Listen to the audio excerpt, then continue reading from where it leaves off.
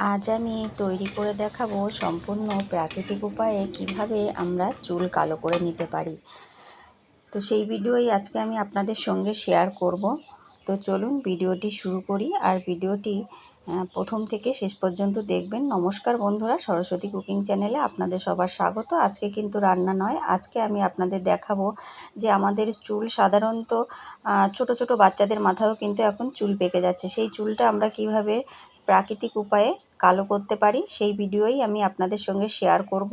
তো চলুন ভিডিওটি প্রথম থেকে শেষ পর্যন্ত দেখবেন, আর ভালো লাগলে একটা লাইক কমেন্ট শেয়ার করবেন, চ্যানেলটিকে সাবস্ক্রাইব করে পাশে থাকবেন। তো দেখুন এখানে আমি শিকাকাই, এখানে আছে মেথি, এখানে হচ্ছে আমলা, আর এখানে আছে হচ্ছে নিম পাতা, শুকিয়ে রাখা নিম পাতা, আর এখানে হচ্ছে ভিঙ্গরাজ আমি শুকিয়ে রেখে দিয়েছিলাম। এগুলো কিন্তু সাধারণত আমাদের বাড়ির আশেপাশে কিংবা রাস্তার সাইড দিয়ে এই গাছগুলো দেখা যায়, ভিঙ্গরাজের গাছ। তো ওগুলোকে তুলে আমি শুকিয়ে রেখে দিয়েছিলাম। তো সমস্ত কিছু আমি দেখুন এখানে একটা লোহার কড়াই নিয়ে নিয়েছি। এক্ষেত্রে কিন্তু লোহার কড়াইটাই ব্যবহার করতে হবে। তো লোহার কড়ার মধ্যে আমি এগুলোকে একটুখানি ড্রাই রোস্ট করে নেব।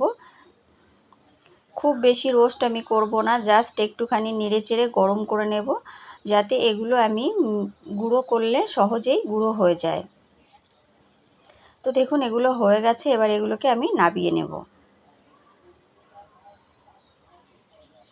তো দেখুন এগুলোকে নামিয়ে আমি ঠান্ডা করে নিয়েছি। এবার এগুলোকে আমি একটা মিক্সচার ব্লেন্ডারের ভিতর নিয়ে নেব।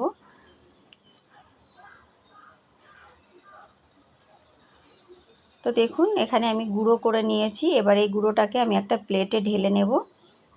তো বন্ধুরা, আপনারা যদি এরকম প্রাকৃতিক উপাদান দিয়ে চুল কালো করেন তাহলে কিন্তু সহজে চুলটা কিন্তু আর সাদা হবে না। যাদের মাথার চুল পেকে গেছে সেগুলো তো কালো হবেই, আর যাদের মাথার চুল পাকেনি সেগুলো কিন্তু সহজে পাকবে না। চুল পাকার কিন্তু একটা বয়স থাকে, সেই নির্ধারিত বয়সের আগে কিন্তু চুল কিন্তু পাকবে না।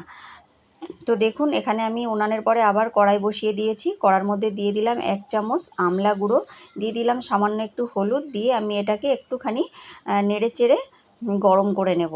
এগুলোকে কিন্তু ভাজা ভাজা করব না, একটুখানি গরম করে নেব। তো দেখুন এটা হয়ে গেছে, এবার এটাকে আমি একটা প্লেটে নামিয়ে নেব। তো দেখুন প্লেটে নামিয়ে নিয়েছি, আর আগে যে আমি গুঁড়োটা করেছিলাম সব কিছু একসাথে এরকমভাবে মিলিয়ে দেব। তো দেখুন সব কিছু একসাথে আমি ভালো করে মিশিয়ে নিয়েছি। এখন এখান থেকে হাফ গুঁড়ো আমি ব্যবহার করব, আর হাফটা আমি রেখে দেব। হাফটা আমি অন্য একটা কাজে লাগাবো, সেটাও আপনাদের আমি বলে দেবো যে ওটা আমি কোন কাজে ব্যবহার করব। তো দেখুন আবারও উনানে আমি কড়াই বসিয়ে দিয়েছি। কড়ার ভিতর দিয়ে দেবো এবার সর্ষের তেল।